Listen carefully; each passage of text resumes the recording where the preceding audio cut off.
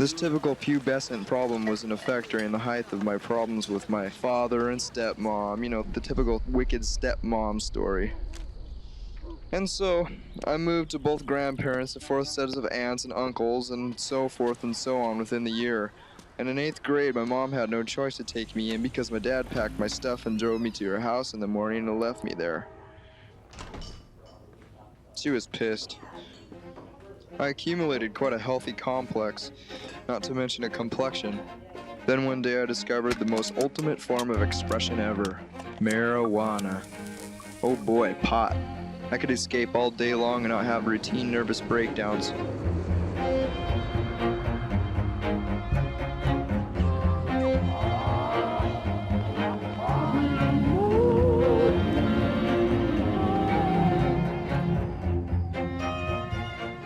Trevor was a guy I hated but resorted to becoming friends with because he was the only person I could get pot from. He was the kingpin. Trevor, Ace, John, Darren, all white trash, low-life scum of the earth according to the jocks, had been going to this girl's house after school and they invited me. We got to the door and a very fat girl let us in.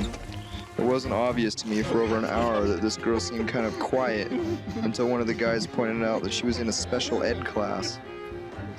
I'm sure a lot of kids would call her a retard and some just slow, and at the time and still to this day I would call her quiet and illiterate, but not retarded.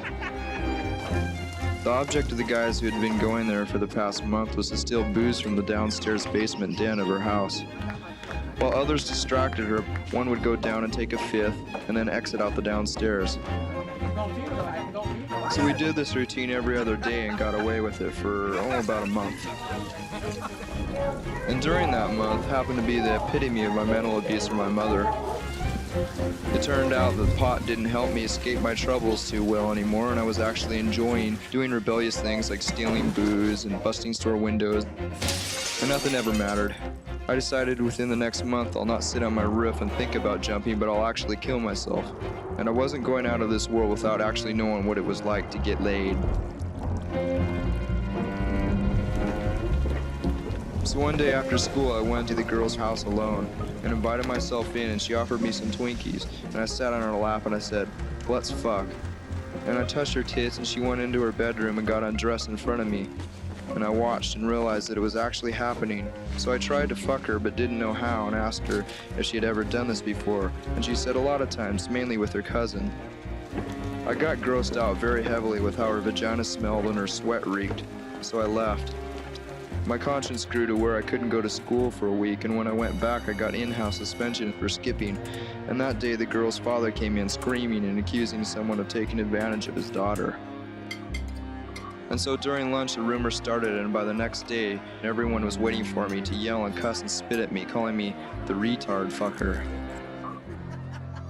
I couldn't handle the ridicule, so I got high and drunk and walked down to the train tracks and laid down and put 2 big pieces of cement on my chest and legs, and I waited for the 11 o'clock train.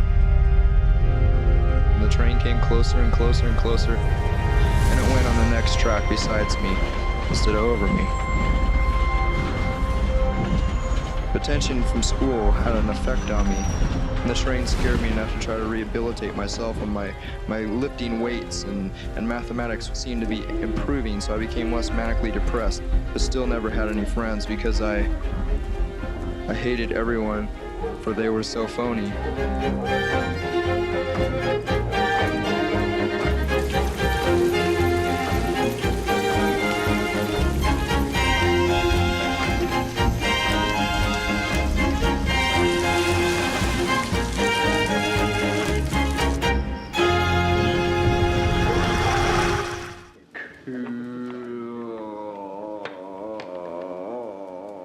Where's the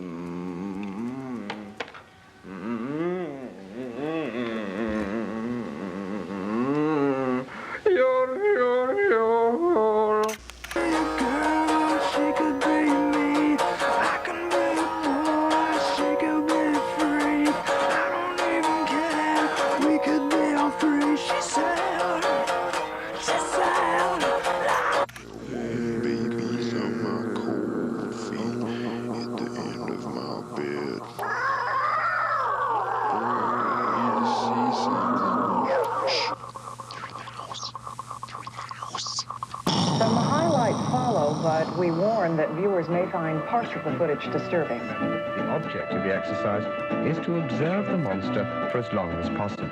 Think I'll go for a walk outside now. The summer sun's calling my name. He's sucking dry all the resin from the bottom water. Just can't stay inside all day. A person who is success-minded has a success consciousness and success awareness. Into the sunshine. Why is that so groovy?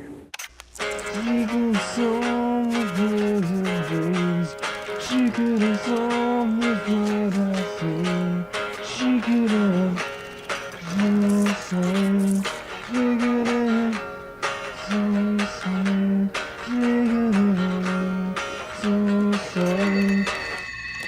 La la la la la la la la la la la.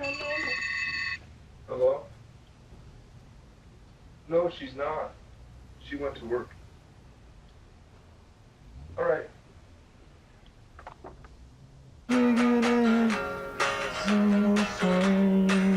Bass part.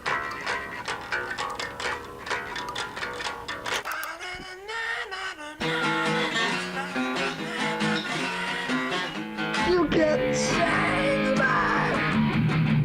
Changed back. Changed back.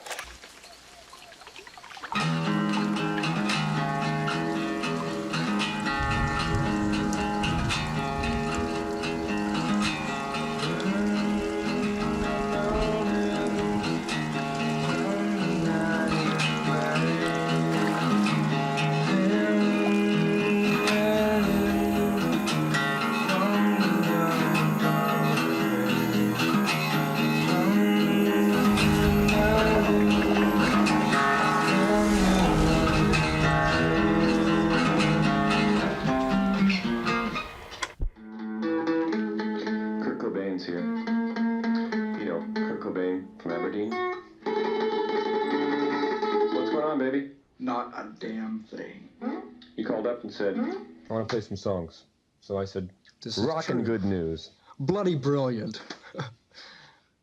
I just wrote most of the lyrics this evening In the car on the way up here? while I was driving with one foot. Uh-huh. Yeah, that's what I did. I just thought I would just come here and say hi. This is Kurt Cobain. I have a lot of things to say to you. A lot of fucking things to say to you. You parasitic little fucking cunt. You're not writing about my band. You're writing about how jealous you are of my wife. You have absolutely no fucking